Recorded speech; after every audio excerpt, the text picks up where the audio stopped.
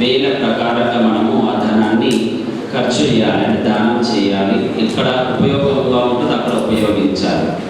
కాబట్టి మనము ధనము, వైభవము, బంగారము, ఈ వస్తువులు ఏది కూడా శాశ్వతము కాదు. ఇవన్నీ కూడా ఒక సాధనం మాత్రమే. పుణ్య కార్యాలు చేయడానికి భార్య, భర్త, తల్లిదండ్రులు, అలాగే పిల్లలు, అలాగే వస్తువులన్నీ, జడ పదార్థాలన్నీ కూడా కేవలం పుణ్య కార్యాలు చేయడానికి మాత్రమే. వీటి ద్వారా పుణ్య కార్యాలు చేస్తే మనకు ఫలితం పుణ్యంగా ఉంటుంది, సుఖంగా. పాపకర్మలు చేసినట్టయితే మనకు దుఃఖం కలుగుతుంది, నికృష్టమైనటువంటి జన్మ లభిస్తుంది. ఏ ఆత్మ కూడా, చీమలో ఉన్న ఆత్మ కూడా, ఎలకల్లో ఉన్న ఆత్మ కూడా దుఃఖంగా ఉండాలి, బంధనంగా ఉండాలని కోరుకోరు. కానీ దానికి జ్ఞానం ఉండదు. మనం కూడా మనిషి జన్మలో ఉన్నటువంటి ఏ ఆత్మ కూడా దుఃఖంగా ఉండాలని కోరుకోదు. కానీ అజ్ఞానం వలన దుఃఖంలోకి వెళ్ళిపోతుంటారు, దుఃఖాన్ని అనుభవిస్తూ ఉంటారు. కాబట్టి జ్ఞానాన్ని పొందుతూ జ్ఞానయుక్తమైనటువంటి కర్మలు చేయాలి అని మనం యజ్ఞం ద్వారా ప్రతిజ్ఞ చేద్దాం. జాగరూకంగా ఉండాలి, సావధానంగా ఉండాలి. వాహనం నడిపించేటప్పుడు మనం జాగ్రత్తగా నడిపిస్తే ప్రమాదాలు జరగవు. అలాగే ఈ జీవితం అనే ప్రయాణంలో కూడా వాహనాన్ని, శరీరం అనే వాహనాన్ని సరిగ్గా నడిపిస్తే అప్పుడు మనకు ప్రమాదాలు తక్కువగా ఉంటాయి. రోగాలు, సమస్యలు, కష్టాలు, బాధలు ఇవన్నీ తగ్గిపోతున్నాయి. అలాంటి జ్ఞానం కలగాలని పరమేశ్వరుని ప్రార్థిస్తూ ఈ మంత్రోచ్చారణ చేస్తున్నాము. ఇంకోసారి గాయత్రి.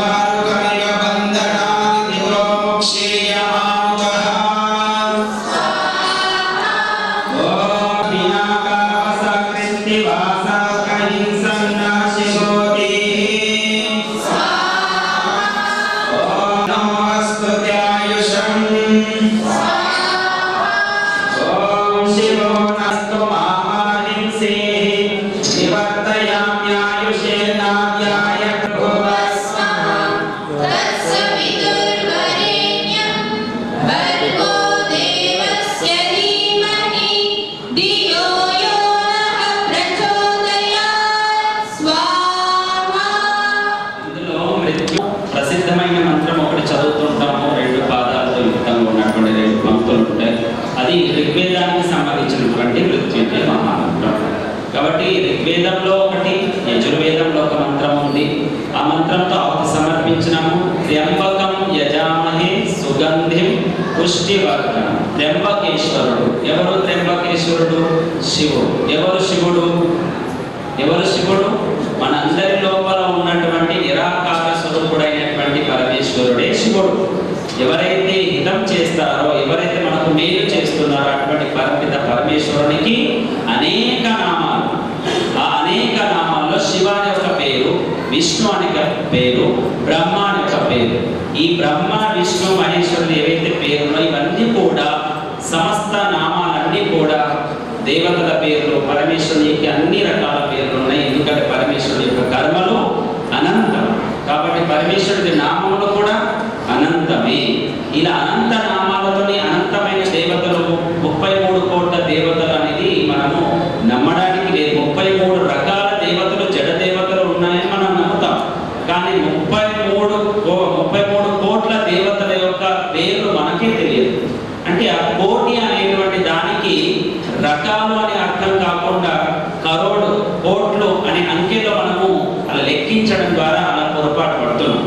ఇదంతా సంస్కృత పరిభాషణ అనగా సంస్కృత భాష పైన మనకు ఉన్నటువంటి జ్ఞానం లేకపోవడం వల్ల ఇదంతా జరుగుతుంది. ఒకప్పుడు భారతదేశంలో ఉన్న వారందరూ సంస్కృతం నేర్చుకున్న వారే ఉన్నారు కాబట్టి వారి వ్యవహార భాషనే సంస్కృతమై ఉండేది. అలాంటి వ్యవహార భాషలో లౌకికమైన వైదికమైనటువంటి భాషలో ఆ సంస్కృత భాషలో మన సమస్తమైనటువంటి భారతీయ వాంగ్మయం ఉంది. మనం ఎప్పుడైతే సంస్కృతం నేర్చుకుంటామో మనం మాట్లాడేటువంటి తెలుగులో కూడా 80% సంస్కృత పదాలే ఉన్నాయి. అలా పదాల యొక్క అర్థం తెలియక మనం ఏవేవో అర్థాలు తీసుకొస్తున్నాము. మన ఆచార్యుల వారు ఈ పదాలు, ఈ నామములు ఏదైతే నా అక్షర జ్ఞానం, పదజ్ఞానము, నామ సంస్కార జ్ఞానం ఏదైతే ఉందో దాని గురించి మనం తెలుసుకున్నప్పుడు సత్యం మనకు అర్థమవుతుంది. సత్యం తెలిస్తే ధర్మం అర్థమవుతుంది. ధర్మం తెలిస్తే ధర్మయుక్తమైన ఆచరణ చేస్తాం. అప్పుడు ధర్మయుక్తమైన ఆచరణతో మనకు మోక్షం కలుగుతుంది. పరమేశ్వరుడు అతి సూక్ష్మమైనటువంటి పదార్థం. ఆ సూక్ష్మమైనటువంటి పదార్థాన్ని మనం పొందాలి అంటే మన బుద్ధిని కూడా సూక్ష్మతమం చేసుకోవాలి. ఆ సూక్ష్మతమం చేసుకున్నప్పుడే పరమేశ్వరుడు అర్థమవుతాడు. కేవలం స్థూలంగా పైపైన ఉన్నంత మాత్రాన, కేవలం నామజపం చేసినంత మాత్రాన పరమేశ్వరుడు అర్థం కాడు. కాబట్టి వివేకం యొక్క పరాకాష్ఠ, మన జ్ఞానం యొక్క పరాకాష్ఠ వరకు వెళ్ళాలి అంటే నిరంతరం ఒక ఆఫీసర్ కావడానికి, కలెక్టర్ కావడానికి ఏ విధంగా అయితే 24 గంటలు కష్టపడతాడు ఒక సంవత్సరం వరకు, అప్పుడు కలెక్టర్ అవుతాడు, ప్రభుత్వ ఉద్యోగాన్ని పొందుతాడు. మరి ప్రభు ఉద్యోగం, పరమేశ్వరుడి యొక్క ఉద్యోగం, మోక్షాన్ని పొందడానికి మనకి ఎంత అర్హత ఉండాలి? చాలా అర్హత ఉండాలి. కాబట్టి మన జీవితాంతము వేద స్వాధ్యాయం నిరంతరం చేసినట్లయితే అప్పుడు మనకు యోగ్యత వస్తుంది. ఆ యోగ్యత వలన పరమేశ్వరుడు తన ఆశీర్వాదంతో మోక్షాన్ని మనకు ఇస్తాడు. కాబట్టి సామాన్యమైనది కాదు. మనం నిరంతరం మనల్ని మనం పరిశీలించుకుంటూ ఈ కర్మలను శుద్ధం చేసుకుంటూ మనం వెళ్తూ ఉండాలి. కాబట్టి ఇప్పుడు అటువంటి మంత్రాంతో మనం ఆహుతి సమర్పించినాము. నమస్తే అంటాము, నమః తే. ఏది సరైనటువంటి గౌరవపదమైనటువంటి పదము అంటే అది కేవలము నమస్తే మాత్రమే. గుడ్ మార్నింగ్ కాదు, జై శ్రీరామ్ కాదు, అలాగే హరి ఓం అని కాదు, ఏది కాదు. ఏమిటి పదము? పరమేశ్వరుని జ్ఞానమైనటువంటి వేదం ద్వారా మహర్షి దయానందుని కలియుగంలో మనకు ప్రచారం చేసి మన వరకు అందించినటువంటి పదం ఏమిటి అంటే నమః తే, నమస్తే. ఇది సంస్కృత పదం. నీకు నమస్కారం, నీకు గౌరవం అనేది అర్థం వస్తుంది. కాబట్టి ఇటువంటి విషయాలన్నీ కూడా మనము ప్రవచనాల ద్వారా సత్యార్థ ప్రకాశం ద్వారా తెలుసుకుంటాము. ఇప్పుడు బంధువులారా మీరు కూడా దగ్గరకు వచ్చి ఆవిడ సమర్పించండి. Gayatri Oh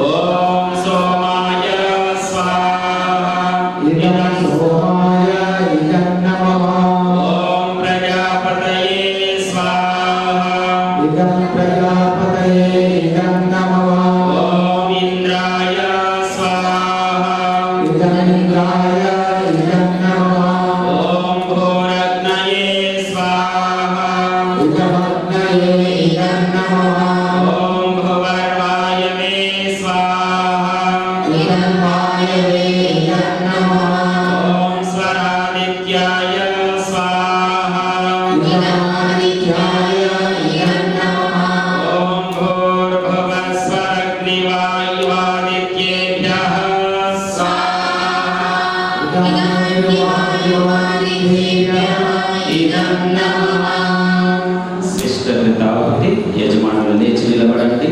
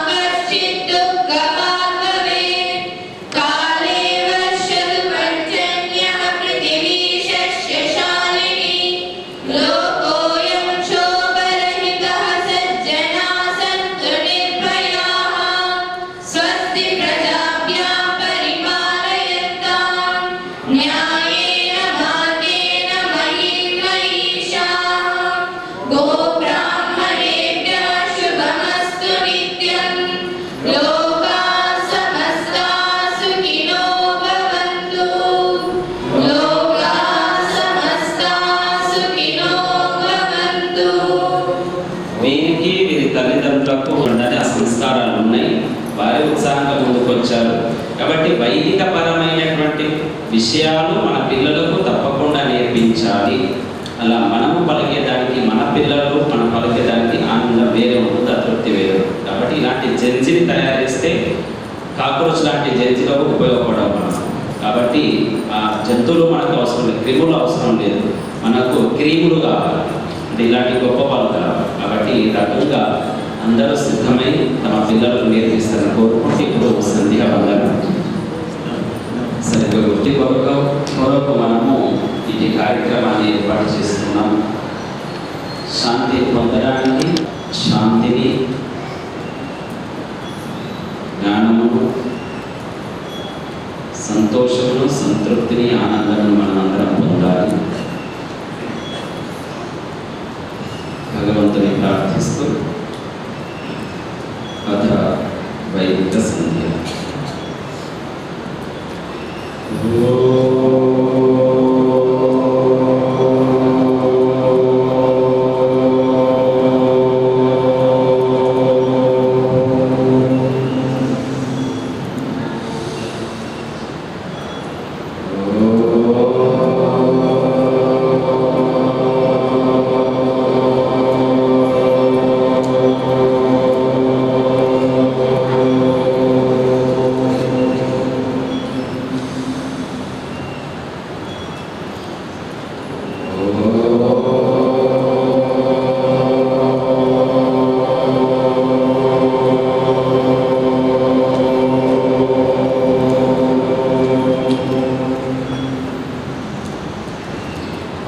Oh